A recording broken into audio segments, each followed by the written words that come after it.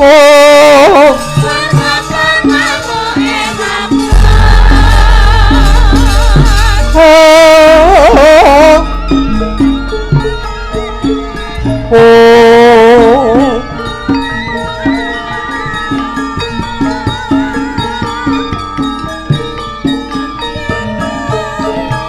yekti sawusing semedi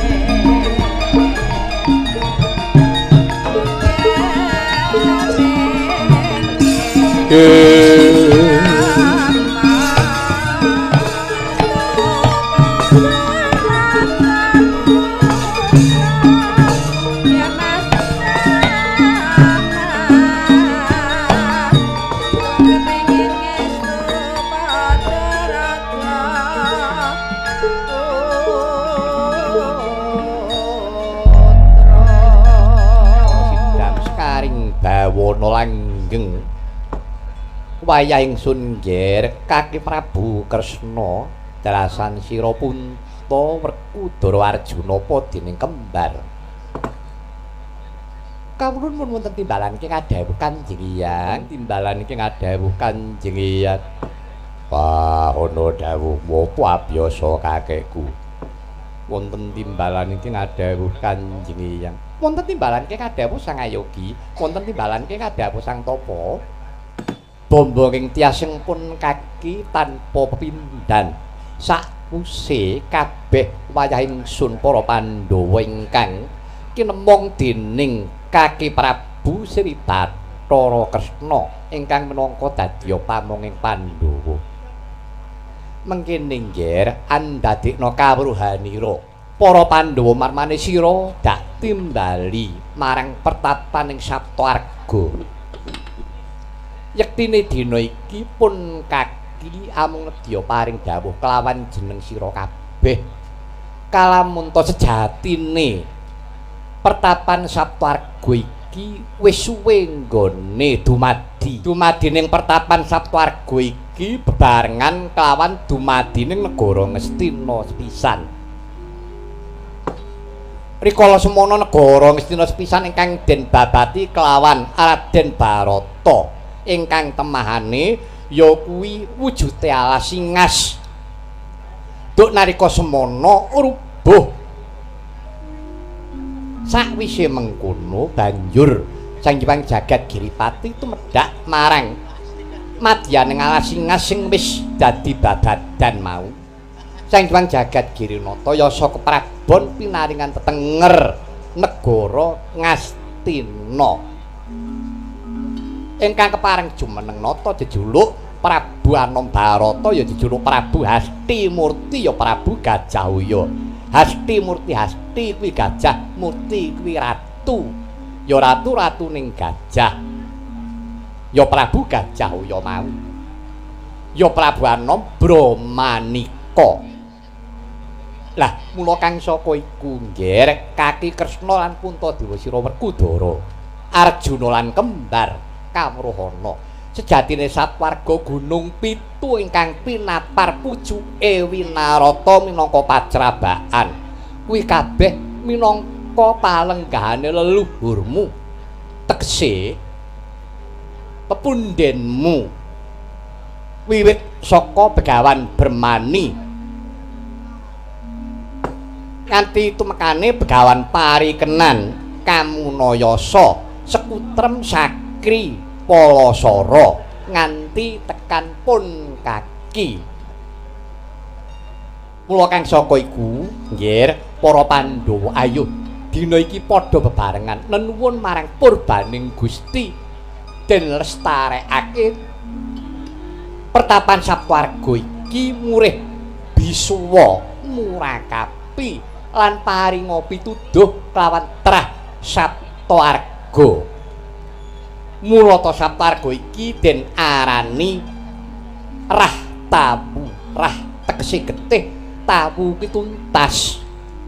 Dadi tuntasing trah Saptawarga iku ya mapan ana ing kene. Mula ayo ngger para Pandhawa bebarengan nenuwun marang purbaning Gusti supaya Saptawarga iki ayem tentrem bisuwa kanggo ninging cipta reming arasa kabeh para satriya miwah para raja Narpati ingkang padha gegulang marang manising budi. Mekaten Kanjeng Hyang, inggih Kanjeng Hyang. Yen to pancen kula mungestake dawuhmu, inggih semanten ugi kula Kanjeng Hyang. Mula sadurunge sira bakal tumandang karya kaki bakal miwiti, bakal manekung nenuwun marang purbaning Gusti. Soroting pandan sumula amadangi jroning pasareyan kenarmu kalingan angrangan sang jamana kung sumungkem guling sang kakung rarepo alon wuwo sira baboyayi man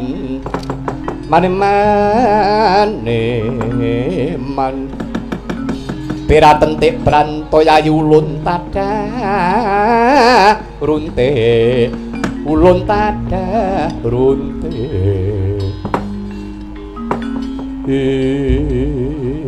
Arjuna wonten timbalan ki ngadhawuhi Hyang. Ayo derekna pun kaki munggah marang sanggar pamujan. Tungganana pun kaki mlinggi ngestaken dawuh paduka. Kaki Kresna Puntadewa Kudara kembar padha kepenakna dhisik syukur bagya kepengeningna cipta nenuwun marang purbaning Gusti nggih ngestaken dawuh paduka Kanjeng Hyang. Latara Tyana Arjuna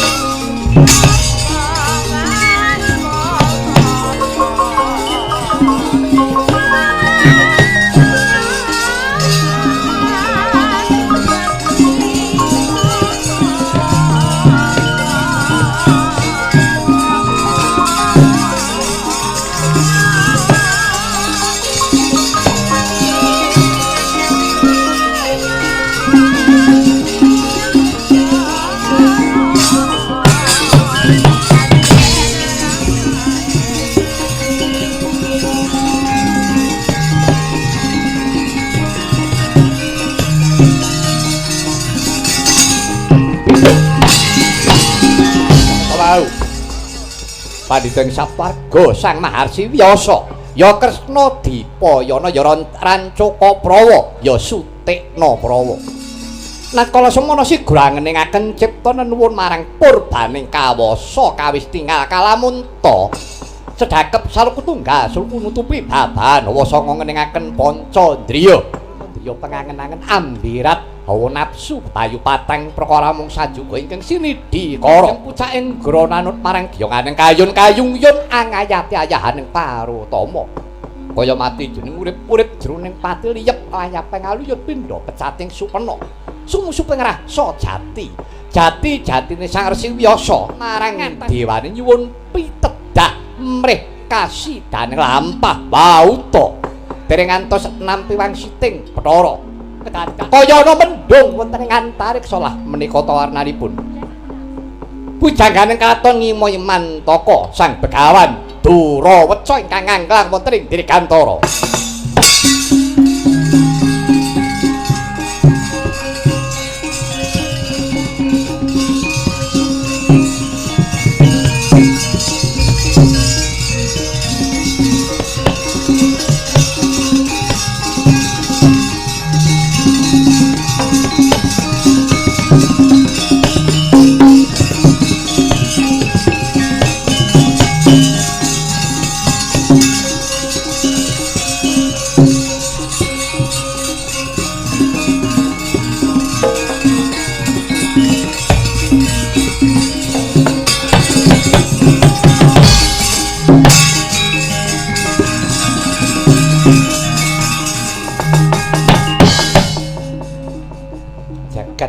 ya jagat pangestu ngara. Bah. Ya pancen ampuh perbawane Sang Resi Wyasa. Ya. Arep dikaya ngapa? Menungsa kuwi kedunungan apes. Luput. Bilai. Iki sing nunggone Raden Arjuna. Ya sajake cipta nuwun marang purbaning Gusti. Ya. Janaka. Tanpa ana ajiku pasirpan wewe putih Begananda. Kelakon keturon kowe.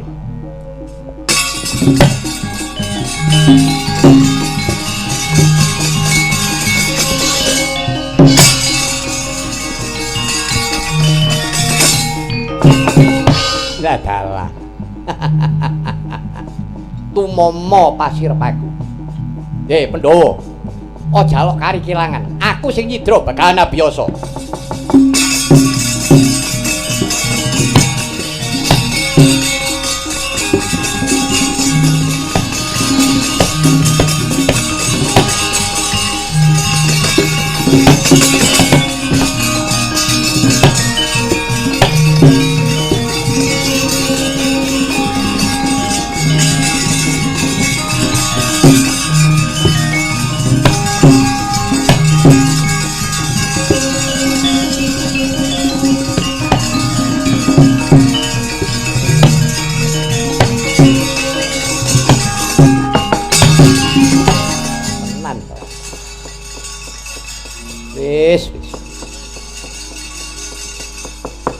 Janaka lianger bajutan pirang dina iki ora bladegan lho yahine kaya wis turu bangeten anggere sampak nunjang-nunjang Janaka nglilir di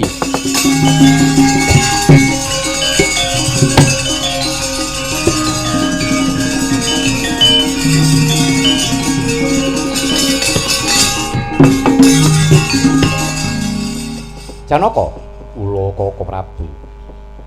Kowe duwe kesaguhan apa? Rumeksa panjenenganipun Kanjeng Hyang Peremban Begawan Wyasa. Oh, inggih. Lah saiki Kanjeng Hyang lah menika. Ayo, lah menika piye? Ayo. Endi Kanjeng Hyang? Kanjeng Hyang Wyasa endi?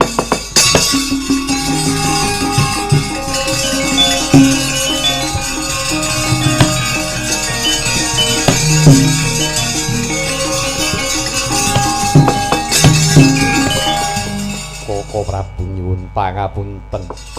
ngantos sakliyepan kula mboten enget Purwodaksina. Kowe ketaman sirep PW putih digonanda ana. Wong sing jalari siadi keturon iki mau. Nganti ora eling apa-apa. Inggih. Kados pundi Kanjeng Koko Prabu? Tungkanen tak kira durung adoh ya.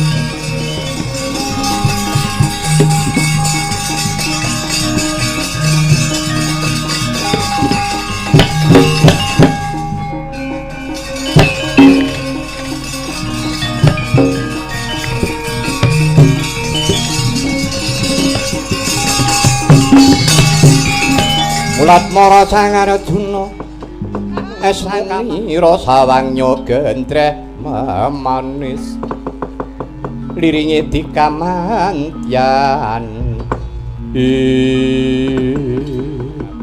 kula katur Koko Prabu Ngawangga ya banget panarimanipun pun Kakang Yayi Arjuna paman sengguni pangabekti kula katur ya Raden Janaka tak tampa pangabektimu Kakang Kartomarma pangabekti kula katur. Ya, Janaka pangabektiku tak tampa. Pangabekti kula katur sinuwun. Ya. Kyai Patih Sengguni Blujeng. Ya, selamat Petruk. Raden Kartomarma kami wilujeng. Ya, karaharjan tekaku Petruk. Sinuwun ngawanggi Prabu Karni wilujeng. Wong jeneng kok dibasake. Ya, selamat Bagong. Raden Kartomarma wilujeng nggih. Kartomarma kok meremo. Ya padha slamet Bagong. Oke sapa? Ya. Engko pinarak. Omahmu ngendi pun kula sadhe. Didol kok mampirke. Ra ketok wong ae. Ngabekti kok dilangkai. Kok Priwatan. Siapa? Patih Sengguni. Alah, prek. Wis. Kok diprek iki? Allah. Ora bagekke aku. Oh, ya aja ngono. Arep dikaya ngapa ya? Dibatin wae ning laire kudu. Malah aku malah ngapusi, aku nek ora seneng ya ora seneng kok. Tenan. Aku nyamak karo Sengkuni iki buruhke aku kok. Tenan, Tru. Upama aku di anak wedok dipek Sengkuni ora entuk aku. Timbang dipek Sengkuni wong tak pek dhewe. Cakem. Oh iya. Kowe ngabekti karep aku ora tak pengestoni, ora mbok pengestoni ora patheken. Sengkune mengestonono ya ora mandi. Koko Prabu. Piye Yayi? Inggih nyuwun pangapunten kenging menapa? Aradi kasep arawuh paduka wonten ing Saptawarga. Ya gedhe pangapuramu pancen sing adi pun Kakang ora bakal nyaketi menyang pertapan Saptawarga. Sababipun menapa? Persajan wae. Aku iki dudu trah Saptawarga. Mula segedhe pangapuramu yen to pun Kakang iki ora sowan menyang pertapan Saptawarga, ora sowan sangadipun Begawan Wiyasa. Lho pamiya mboten nggih mboten napa-napa. Ning nek nggih panjenengan ning nuwun sewu ngestina Sinuwun Prabu Duryudana sak kurawane niku ra nggih wayahipun sangat dipunbahan Begawan Abiyasa. Ora usah mejang, ora usah mulang karo aku. Anggepmu ki apa? Kaya pinter-pinter kok. Lah jete batur iku dadak mulang karo aku. Upama kula mulang kali sampeyan ora kleru wong tuwek kula timbang sampeyan. Ora ajeng pripun? Wong sampeyan lahir aku roh lho. Aku ya jagok. Lah iya. Ati apa? Koko Prabu keparingipun Kakang Prabu dinten menika. Rawuh wonten ing Sapwarga namung mapan wonten tepis wiringing pertapan. Aradi Jubriya raos sing manah kula.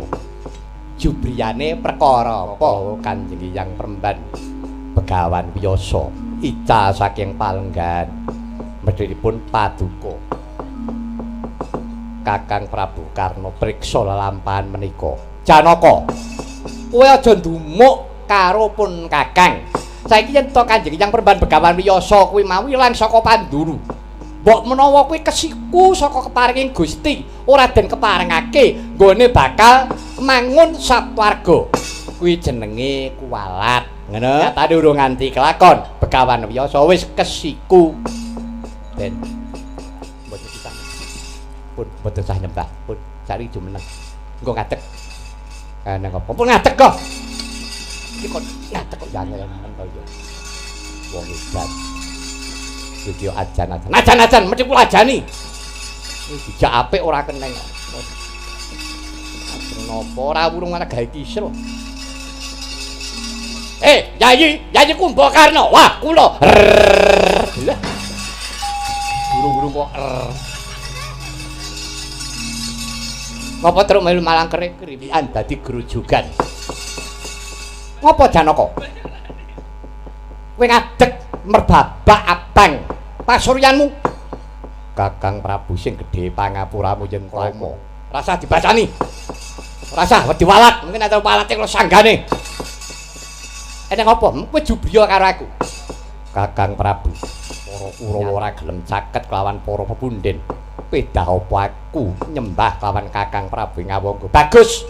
Yen to pancen ngono. Dina iki sisan gawe pancen Begawan Wiyasa.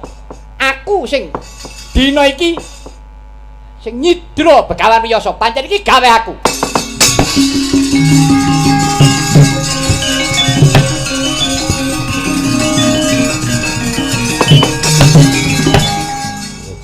Selamat tenan.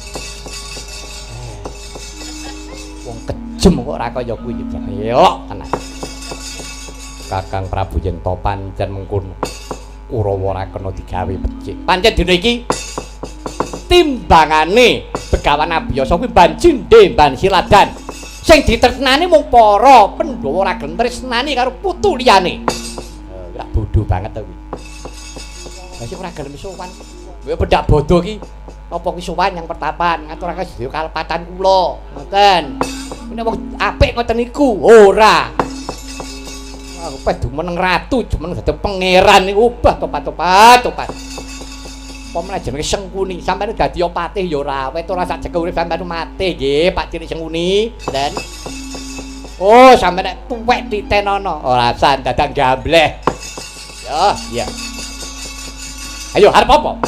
Dinten menika Kakang Prabu kersa ngunduraken Eyang Peremban napa mboten? Ora susah tak balekake. Tegakno, lilakno Begawan Abiyasa. Yen to pancen ora gelem balekake ngundurake Kanjeng Hyang Wiyasa. Ayo. Apa njaluk? Kura tak sampurnake dina iki. Kartomarma, cekelen iki.